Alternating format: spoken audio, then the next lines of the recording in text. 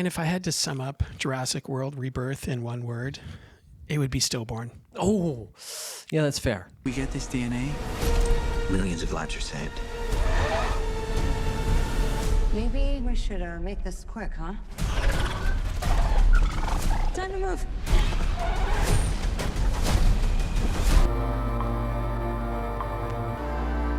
The answers that you're looking for are lying just beyond the frame.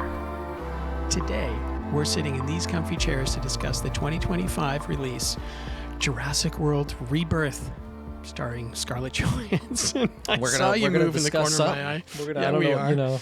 Woo. So it stars ScarJo, Jonathan Bailey, Rupert Friend, and Mahershala Ali. Excuse me, Mahershala, I stumbled over your name. It's directed by Gareth Edwards and written by David Cope. And I'll give a spoiler-free review of the movie, and then later we're going to discuss a theme and dive into the movie with a little bit more detail. And that part will be littered with spoilers, so don't worry. I will give you a heads up before we get there. As usual, please give us a like and subscribe if you're watching us on YouTube. Okay? And follow us on socials. We're everywhere. And please make comments, because we will respond, and we want to keep the conversation going. Yeah, let us know. What do you think of Jurassic World Rebirth? Because I bet you have thoughts. We certainly do. We're about to tell you. So we're going to jump in. But before we do, I want to give you some fun facts. Or interesting. I don't know if they're fun, but, that's what we're calling it. So anyway. It's about the only fun thing about this movie, huh? Oh, I think I know where you're going. Yeah, exactly. I feel exactly the same way. First fun or interesting fact, this film was written by David Cope, who also wrote the original Jurassic Park in 1993 and The Lost World Jurassic Park in 1997. And this is the original Jurassic Park is based on a Michael Crichton novel. That's correct. Right? That's correct. So he has writer credit as well. Mm-hmm. The second, the jungle and ocean scenes were shot in Thailand, and I already really wanted to go, and this kind of confirmed it, because I was like, wherever they are is really cool. Yeah, it is. It did look really cool. It did. So, see, there are some things that we can work with. We're getting something from this. Okay. The first Jurassic Park movie, this is the first Jurassic Park movie, to not include any actors returning from previous installments, which made me say, Interesting. Yeah. I can probably make some assumptions based on that. Me too. And then the last one, if you find this interesting for you filmies out there, less CGI, more animatronic models and physical props. Also, it was shot in 35 millimeter film. What a good use of film stock this was. I just have to laugh. So let's jump into the review, shall we? Okay. So I know. So Ryan, my mother said, actually, I don't think my mother ever said this, but nearly every living person on any corner of the world will attribute this saying to their mother, except me. Okay. And that is, someone's mom would say, unless you have something nice to say, don't say anything at all. Okay? Yeah, that's a mom saying for sure. It is. So rather than sit here quietly for the rest of this episode, I'll say this. The visual aspect, as I was saying, it enveloped me to a degree. Like I kind of felt like I was in that world. Oh, I like this. We're starting with the good stuff. We are. We're starting with the good stuff. So Okay. I'm trying to give kudos where they are. Fair. Another thing, it was in focus. And I really appreciate that. Yeah, 100%. Yeah. All kidding aside, Ryan and I love movies or we wouldn't be doing this. And Sure. I want to love every movie I see. I know you do too. And I love Jurassic Park, the movie that launched this franchise. The original is Steven Spielberg. Need I say more? I mean, it's an absolute masterpiece. It's a summer blockbuster smash hit. Absolutely. And it ages like a fine. I've seen that movie in like every decade of my life, and it's good every time. I completely agree. And I'll say this too. This was one of the more crowded cinemas I'd been in a while. It made me think almost of Sinners. Sinners was the last time that I went to a cinema this crowded. And I went to the 9 a.m. showing. By the way, the family next to me had boxes of pizza with them. That was strangely impressive. That's the kind of movie we're dealing with. 9 a.m. and mom was just doling out the pizza to the hubby and the kids. My God. That's great. We went last night, Wednesday night at 6, and it was packed too. And I'm in there and I'm going, yeah, God, it smells like ketchup in here. And the guy next to me's got Chick-fil-A. And he's just done, and like so that tells us what the audience is. Oh, totally. And I will say this too. I guess this is a positive. Like I said, I'm looking for, the positives in this heap of. I love it. And that would be that the people around me seem to be enjoying it. I wasn't one of them, but there were people who were actually laughing at some of these lines, which made me actually look at them in the dark, like, wow. Oh, Like, good for you. Yeah. You could enjoy this. Wow, because I couldn't. But my mind kept wandering during the film. And, I kept thinking, was I too generous with F1 with our episode? The movie that Ryan and I covered F1 in one of our previous episodes. And the answer to that is yes. I think I was. Does this movie look and sound great? No doubt. Is the cast really fantastic? For sure. But my thoughts were interrupted by, one, I got a low heart rate notification from my watch to show how very relaxed / sleepy I was. Sure. And that's kind of strange coming from a movie that's about massive man-eating dinosaurs. Correct, which had a lot of volume, and you could feel your seat shaking a lot. And also, I'd had a double espresso and a full night's sleep the night before, so I was much more relaxed than one would think for a summer blockbuster movie. And look, if you love the franchise and you want light entertainment with visuals that'll make you feel like you're there, this could be for you. But this movie asked me to suspend my disbelief in ways that I could not. I felt that I had to contort myself, and it was a lot of work. There were too many decisions made by the actors, too many lines said by the characters that pulled me out of the movie. I found myself in my head too much to really enjoy it. And it reminded me that I know I'm really enjoying a movie when I don't hear my mind. That's a great point. When you're so dialed in, you're so totally into the story, into the theatrics of it, that you forget where you're at. Exactly. Like, whoa, I'm in a theater right now. Totally. And I couldn't cut it slack. So many lines. I'm like, you actually said that. Like when they're trying to get away, I'm just going to give us an example off the top of my head. There's a boat and they're all running for the boat. Run for the boat. Get in the boat.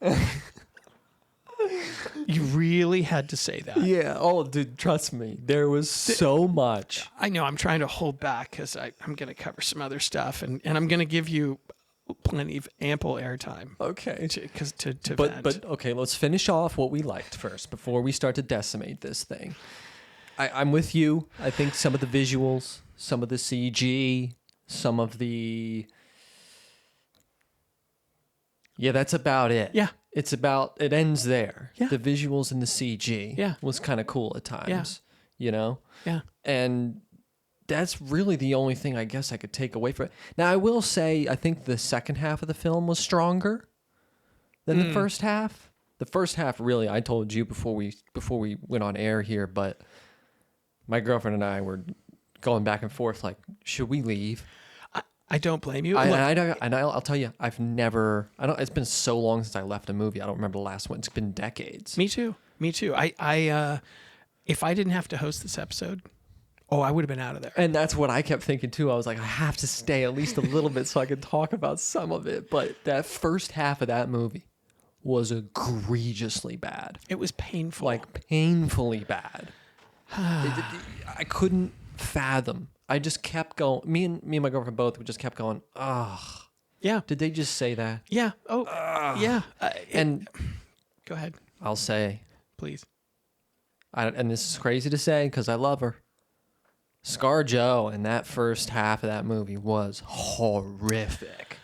She was phoning that in. She made me think of something that my acting teacher will say every now and again. Hopefully, I'd never want to hear it, but every now and again he'll say after someone does a scene in class, I didn't buy it. Mm-hmm. And with her the whole way through, I didn't buy it. I didn't buy any of it. But I'm gonna get to that. She was totally phoning it in. So with this movie, there were times when I actually felt myself getting agitated by what I was seeing because I wasn't buying it. Like I was saying, I didn't buy what was at stake. Love ScarJo. Yep. but it looked like she was doing it for the money, just like her character. Sure. I didn't buy the circumstances. For example, Manuel Garcia Rulfo's character, by the way, I love him in Lincoln Lawyer. His character, Ruben, taking his kids on an ocean crossing sailing trip as if they were driving to the Grand Canyon, complete with pouting teen who brings her deadweight boyfriend because daddy is too scared to say no. I mean, give me a freaking break. Yeah, it was tough. Or Mahershala Ali, a freaking Academy Award winner, as whoever he was supposed to be. I don't even know, and I don't even care. I'm not going to give his character's name because whatever. He was just filling space on the screen. Yeah, his whole entire identity was for the kids, doing for the kids. Totally. And I, again, we say this all the time. We want to love the films that we see. And so, with my apologies to all the mothers out there, I didn't love this movie, and it's hard for me to say anything nice about it. And I would recommend it to people who know they will enjoy this movie, and you know who you are. It's like we said, it's a theatrical experience. It's a blockbuster. It's a popcorn movie. It is. If you're just in it to just be entertained. That's right. And it's simply entertainment. There's nothing to think about, although it ignited my brain in ways that I didn't want it to be, and it's not going to give you anything to learn or reflect on, and maybe your mind will be quieter than mine. Sure. Maybe. But mine was hyperactive. So, Ryan, I just want to give you the opportunity to unload a little bit more if you'd like. I got to get some things off of my chest. Yeah, please. I was so upset at the end of the film when the theater erupted into applause. Because I couldn't understand why. For the future of cinema, you were sad? Well, and here's the problem. Stop going to these movies, people. This is the problem. These because you're voting with your pocketbook, with your dollars. 100%. So the last two Jurassic World movies have been horrid. Films, and their critics hate them, audiences hate them. The reviews are terrible, and they've done $1 billion with a B in the box office. Both. That's why we keep getting these movies. This movie, I just got something on my phone that it did $35 million Wednesday night. $35 million in one night. It's gonna cry. It's gonna do $150 million over the weekend. And guess what? We're gonna have another one of these in about 2 years of just a spoon-fed mess of everyone phoning it in, only doing it for the money. It's just and then the problem is you don't get films like, the stuff that 28 Years and Sorry Baby and like the movies that move us and have something to say and are really meaningful.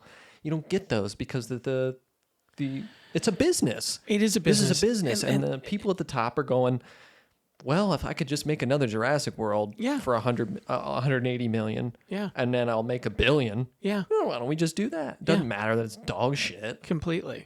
Doesn't matter that it has nothing to say or do with anything other than just being entertained for 2 hours. Well, and as you saw that with people, applauding, and I saw that with the people around me who were laughing at some of these things. I'm like, well, this movie was made for the people who are in this cinema enjoying it, and I'm not one of them. You're not either. Neither is your partner. And so, various art forms for various folks. But to your point, to what you were saying, that it engaged your mind in ways you didn't want it to. It did for me too, because I just got depressed. Yeah, I was like, "This is it, huh? This is movies, huh?" It's just all of it's bad. None of the lines are good. The writing's horrid. It is. The characters don't matter. The acting is bad. I completely agree. I didn't feel invested in the slightest, and ScarJo kind of blew me away. And I don't know if this is, she was. Yes, and I don't know how accurate this is, but because I was Googling trying to find out how much people made, because I thought that she's supposed to be a mercenary, and she was just smiley throughout the whole thing. I never bought her as a mercenary for a second. Not even a half a second. And I just thought she must be making a shit ton of money on this movie. And what I found, don't know if it's accurate or not, because they haven't gone public with a lot of this, $20 million. Oh yeah. I bet. I believe it. 100%. And if you're not one of the producers, and it's not like you made like $250,000 and the rest is going to depend on Gate, you might not phone it in. But clearly she, her check was already cashed, and there was no. But here's another thing, and I want to get into our theme because I wanted to figure out why this lacked a pulse. So I'm just gonna jump into that right now. Before I do, though, I'm not gonna jump into that right now. Let's see if our stars aligned first. Okay. With Letterboxd. I don't gotta look. I don't even have to look. I know what I got. I know what I gave it. You gave it a 1. I gave it a 1.5. Okay. I gave it a 1.5 just because it's so hard for me to give a 1. I hear you. Because I gave hear you on that. Hurry Up Tomorrow, that god awful The Weeknd movie. Yes. I gave that 1.5. So I'm like, I can't give it less than I gave that movie. Exactly. I think you gave it 1.5 as well. You are correct. Okay. And because I gave that movie a 1.5 also. Our stars have aligned here, Joe. Once again. Let us know. Let us know what you would give it out of 5 stars. Please let us know. Are we wrong? We could be. We could be wrong. Did you enjoy it? It's very well possible, and that's okay. And let us know why you enjoyed it. Yeah, please. Please don't just say, I loved it. This was fantastic. It rocked my world. Why? I'd love an explanation. How and why? Truly. Because we would love to hear. My mind would be blown. We'd love to engage in that discussion.